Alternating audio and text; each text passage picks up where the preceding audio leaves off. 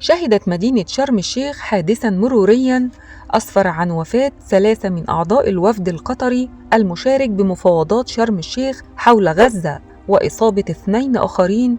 وقالت مصادر أمنية إن الحادث وقع أثناء انتقال أعضاء الوفد القطري من مقر إقامتهم إلى أحد مقار الاجتماعات الرسمية، حيث اصطدمت السيارة التي تقلهم بسيارة أخرى على الطرق الرئيسية المؤدية إلى منطقة المؤتمرات الدولية بشرم الشيخ. وتم على الفور نقل المصابين إلى مستشفى شرم الشيخ الدولي لتلقي الإسعافات اللازمة، بينما باشرت السلطات المصرية التحقيقات للوقوف على ملابسات الحادث وأسبابه. كما أوضحت المصادر أن الوفد القطري كان يشارك ضمن التحركات الدبلوماسية الجارية لبحث آخر مستجدات المفاوضات التي ترعاها القاهرة بمشاركة وفود من عدة دول إقليمية ودولية.